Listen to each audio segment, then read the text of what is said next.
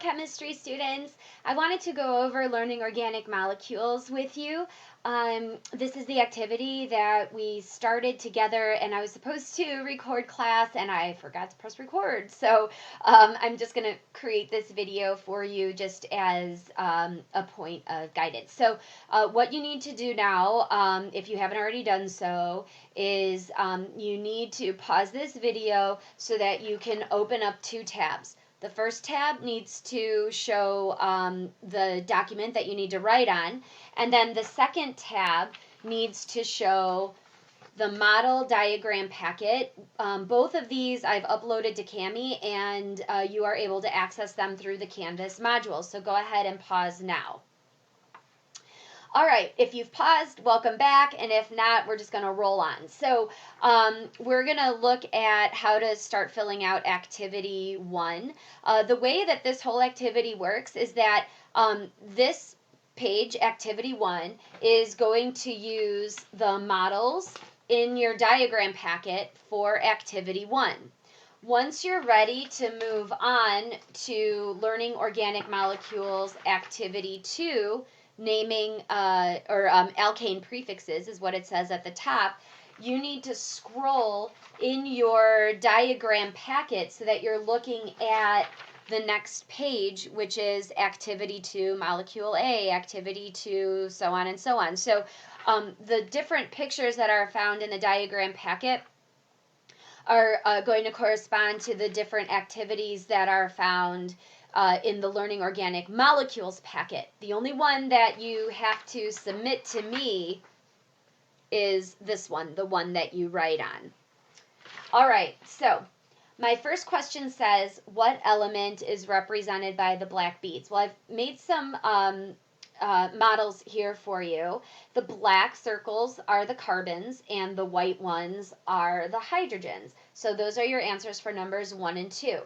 Number 3 says, how many bonds can the black bead make? Well, if you had the model kit in front of you, you'd be able to count the number of holes that each black bead has, but we can use an electron dot diagram instead. Recall that carbon is found in the 4th column of the periodic table, which basically means that it has 4 valence electrons.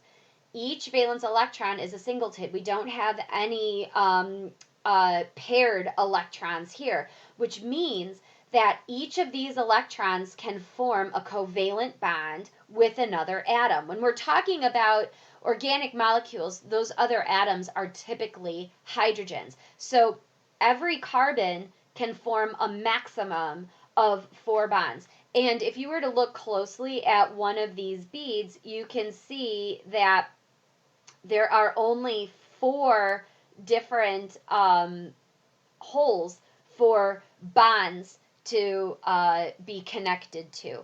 When you're looking at these molecules, the bonds are represented by these sticks that I have here. So those are single covalent bonds.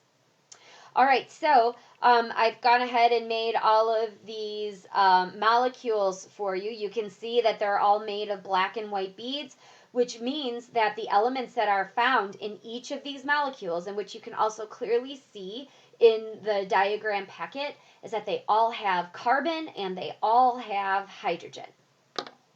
Okay, moving along, we're next going to fill out the data table, but we are only going to fill out I just showed you that answer. We're only going to fill out these first 2 columns for molecules 1, 2, and 3.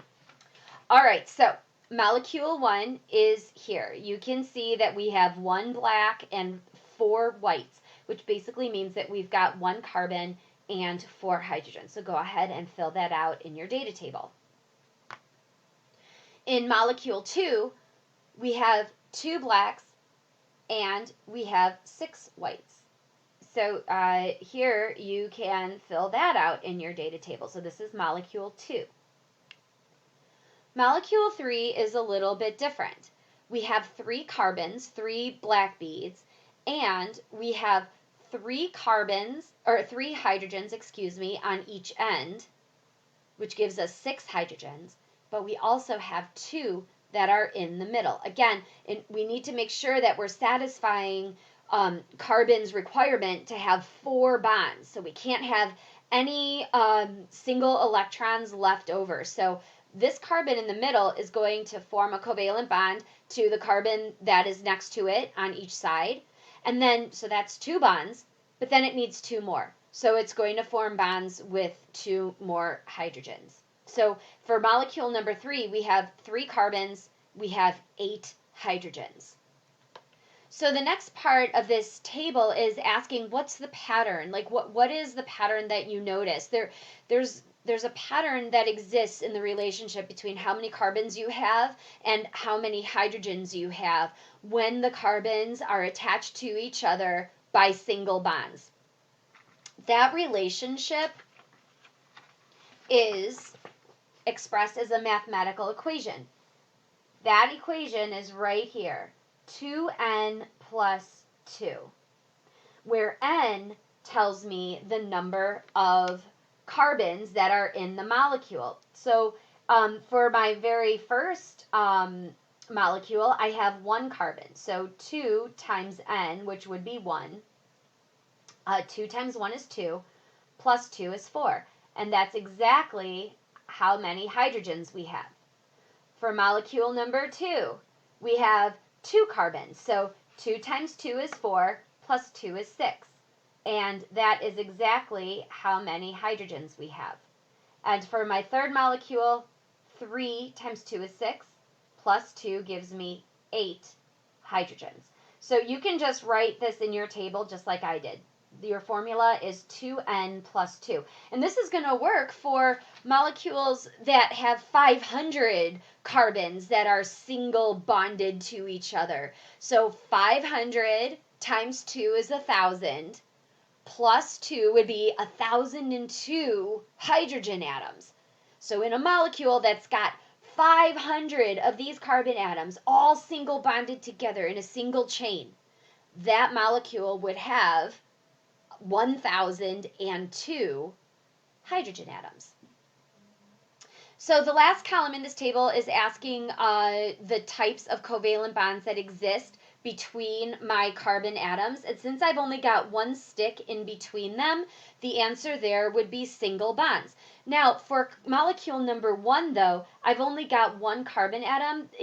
We don't have any carbon-carbon bonds. So for this, you can just put a slash through that box or an NA. So you're probably like, well, I mean, how can you tell on a model if it has a single bond or a double bond? And that's what I'm building for you right now. So I'm going to insert a double bond here on my 3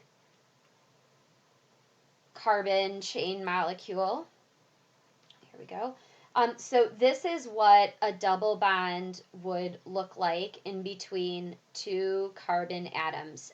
And so what happens when you have a double bond is that it draws the atoms closer together, which is something that I talked about in an earlier video or in an earlier class. So anyway, they're going to be drawn closer together, and that's why these take more energy to break apart. And so if you think back to when we talked about petroleum, the higher octane petroleum has like more branches. You could have multiple bonds. It's going to take more energy in order to break those. All right, so let me just put this back together. So we filled out our table, and if we take a look then at number 6, it says look at each molecule. How many hydrogen atoms are found at the end of each molecule? Well, I mean, if we look at our very first molecule, which is molecule 1, it's only got one end. So this one doesn't really count, so we're not going to consider that molecule. But what we will look at are our other 2. So here's molecule 2. This is the carbon that's at the end, and it has 3 hydrogens. This one, 3 hydrogens. Let's look at our molecule that has 3 carbons in it. Here's the end, 3 hydrogens. Here's the other end, 3 hydrogens. So your answer for that first blank would be 3. In the middle of the chain, and I'm going to only look at molecule 3 because this is the only one that actually has a middle carbon. But in the middle of the chain, this carbon here, you only have 1, 2 hydrogens. You don't have 3 because the other 2 bonds are taken up by covalent bonds attaching it to the carbons that are found at the end. So number 7 says, why does a carbon on the end have more hydrogens bonded to it than a carbon in the middle? Well, on the end, you don't have a carbon-carbon bond. So that last electron, so remember we've got 4 electrons in carbon that need to form bonds. So this last electron over here has to bond to something, so it's going to bond to another hydrogen atom.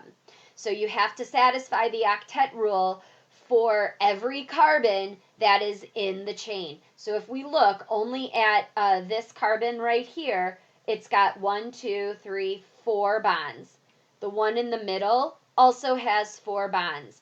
2 bonds to hydrogens, and then 1 bond to each carbon on each side. That's 4 bonds. And then it's the same for my other carbon that's at the other end. 1 bond, 2 bonds, 3 bonds, and then 4 bonds out here in the back. So you've got to satisfy the octet rule. Every single electron around that carbon atom has to be involved in a covalent bond. All right, and then finally number 9 is talking about electronegativity values for carbon and hydrogen. So carbon is 2.55, hydrogen is 2.1. We have to figure out if the molecules are polar, nonpolar, or ionic. Well, back in the other class, I showed you that most like hydrocarbons, like oils, fats, they are nonpolar. They are going to float on top of the water. But here's why. Every carbon has the same electronegativity value. So the bonds in between every carbon are 0, which if you look at that chart, anything that's got an electronegativity difference of less than 0.5 is automatically a nonpolar bond. So all of these bonds are nonpolar, which means that electrons are being shared equally in between these atoms. Now, if we subtract 2.1 from 2.55, we have an electronegativity difference of 0.45. Again, that is less than 0, which means that every bond in between a carbon and a hydrogen, all of these are also non-polar. So you've got electrons being shared equally between every carbon and every hydrogen that it's bonded to. So if you have only non-polar bonds in a molecule, that means that the whole molecule is nonpolar. So hydrocarbons, molecules that have only carbon and hydrogen in them, are going to be nonpolar. And so that's how you would figure that out for number 9. All right, so that's all I've got for you. That's the very first page of activity 1. That's how I would work through it. In order for you to successfully fill out activity 2, you've just got to think through it. If you guys want to work together on this outside of class, then I'm totally fine with that. Look things up online if you have to. The last thing that I want to mention before my time is out is that there is an extra credit opportunity here at the bottom. If there is an extra, dismiss. If there is an extra credit opportunity here at the very bottom of page 2 or 3 in your packet. So I will post a blank page in Cami, and if you wanted to create this mnemonic poster in order to help you memorize what the different prefixes are for, different size carbon chains, then you can do that. I'll put that into the grade book, and maybe one day I would be able to actually add that to your score. So anyway, that's all I've got for you today. Thanks for watching. I hope that this was helpful.